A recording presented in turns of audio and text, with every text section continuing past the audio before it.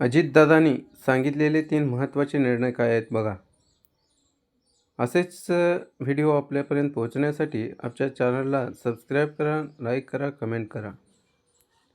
मंत्रिमंडळ बैठकीत घेतले 19 महत्त्वाचे निर्णय.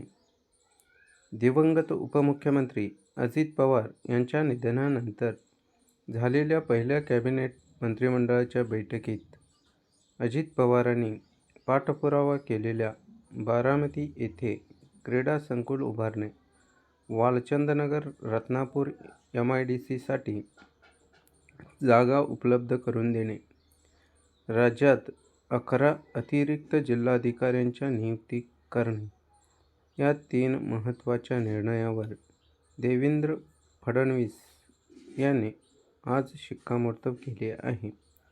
आज म्हणजेच मंगळवारी मुंबईत अजित पवार यांच्या पश्चात पहिल्यांदाच कॅबिनेट मंत्रिमंडळाची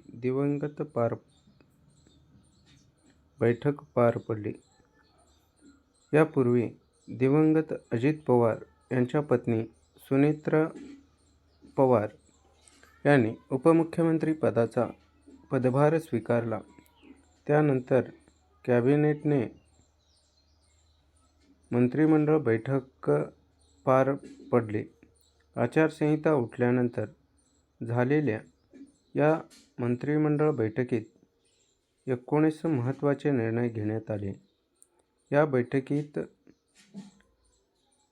कॅबिनेटने बारामती येथे 75 कोटी रुपयांचे क्रीडा संकुल उभारण्यासाठी मंजुरी दिली आहे.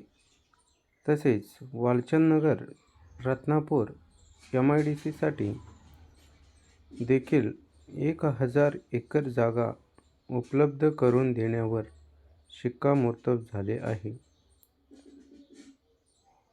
अजित पवार यांनी राज्यात 11 अतिरिक्त जिल्हाधिकाऱ्यांच्या नियुक्तीची सूचना केली होती.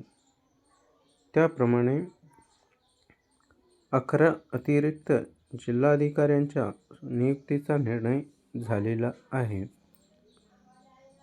आपल्याला हा व्हिडिओ आवडला असेल तर आपल्या चॅनलला सबस्क्राईब करा, लाईक करा, कमेंट करा, शेअर करा.